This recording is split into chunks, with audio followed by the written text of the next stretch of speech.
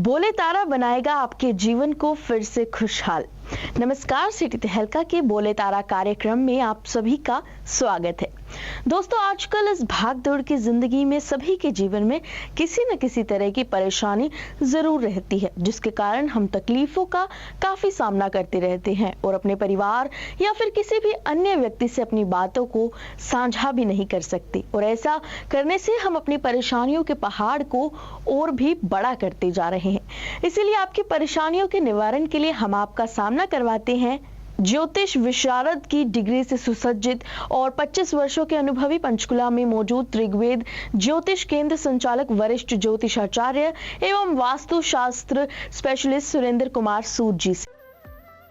City तहलका channel के दर्शकों मेरा नमस्कार। मैं ज्योतिष आचार्य सुरेंद्र सूद।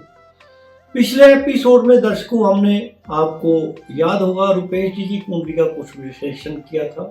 इस बार भी मुझे बहुत से पत्र मिले हैं कि धन की कमी अक्सर रहती है। या दर्शकों, मैं शायद सभी पत्रों का जवाब एक एपिसोड में नहीं दे सकता, फिर भी मैं कोशिश करूंगा किसी एक दो पत्र का मैं जवाब दूं, मैसेज का जवाब दूं।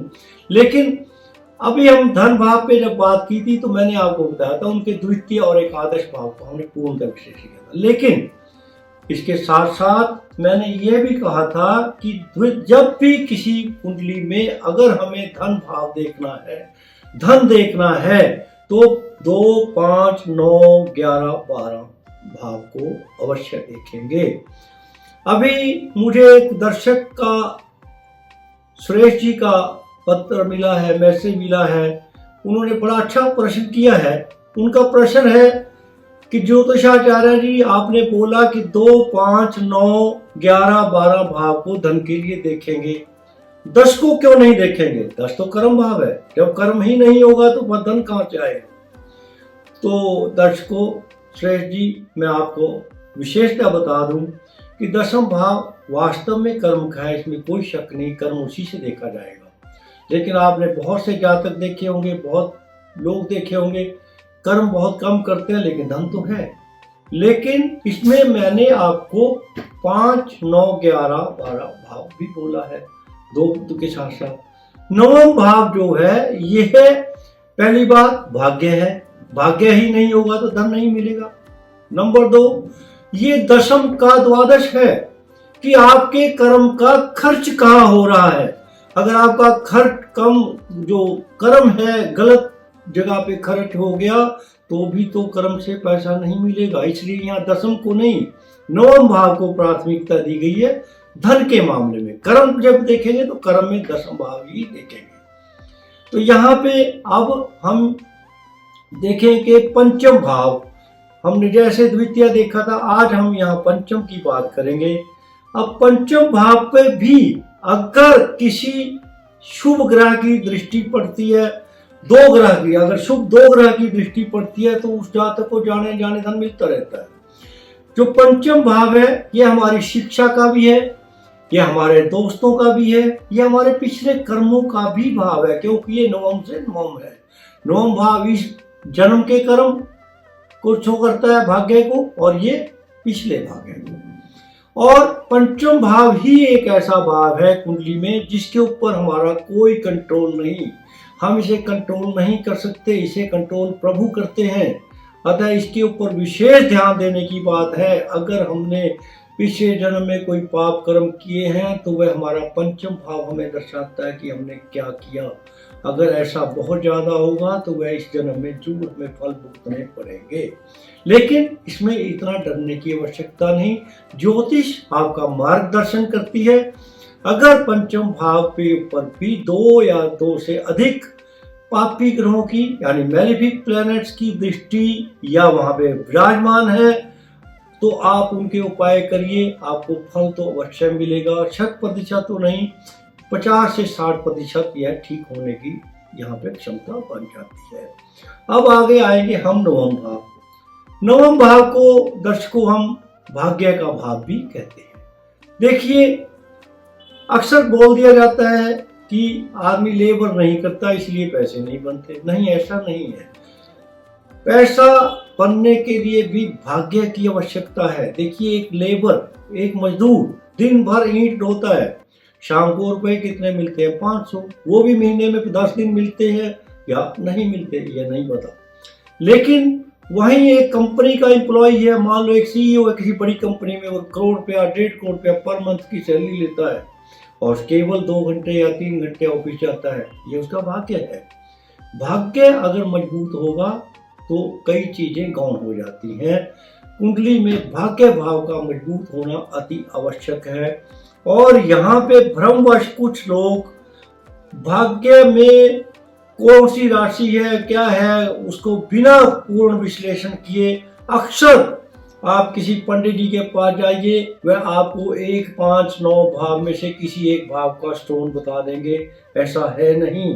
जैसे अब मैं द्वारा यहाँ थोड़ा रुपेश जी की कुंडली को द्वारा से लूंगा कि उनके भाग्य भाव में तो बृहस्पति देव की राशि है, लेकिन मीन राशि है। बृहस्पति देव की राशियां 2 है, मीन और धनु। धनु इनकी मूल त्रिकोण राशि है, शॉर्ट में इसको MTR भी बोल देते हैं।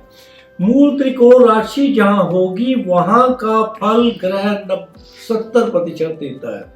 यानी अगर ये गलती से पुखराज पहन ले तो वह इनको 70% तो नुकसान देगा, कर्ज में डुबो देगा, ऋण में डुबो देगा, जिससे ये पहले ही परेशान है। यहाँ पे ऐसा ही किसी अनजान, किसी कम पढ़े लिखे, किसी अज्ञानी ब्राह्मण से या अज्ञानी विद्वान अज्ञानी ज्योतिषाचार्य से पूछकर आप नग नहीं पहने। नग पहनने के लिए आप अवश्य किसी अच्छे ज्योतिषी को ढूंढें, तभी नग पहने। ऐसे किसी कहने पे नग ना पहने, यह मैं परामर्श दूंगा। और अगर 9वें भाव में राशि कोई भी हो, कैसी भी हो, इसको 2 शुभ ग्रह देख रहे हो, कोई भी 2 शुभ ग्रह, यानी बुध, शुक्र, चंद्र, बृहस्पति, अगर 2 ग्रह वहां बैठे हैं या देख रहे हैं तो आप ऐसा जातकों को कभी भी देखिए। वे अक्सर धनी भी होते हैं और भाग्य के बलवान होने का उन्हें जीवन में कोई खास दिक्कतें नहीं आती, उनका कर्म भी अच्छा ही रहता है। अब दर्शकों हम आएंगे 11वें भाव पर। 11वें भाव को इनकम का भाव मानते हैं।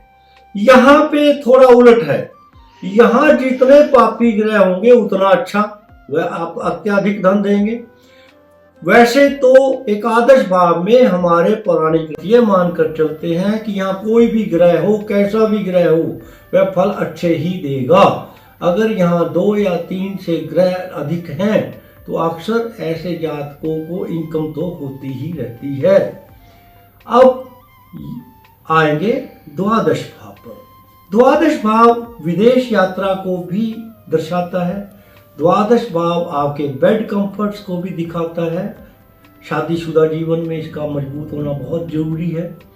द्वादश भाव आपके खर्च को भी दिखाता है। खर्च कहाँ होगा, ठीक तरीके से खर्च होगा तो उसके पैसे बढ़कर ही मिलेंगे।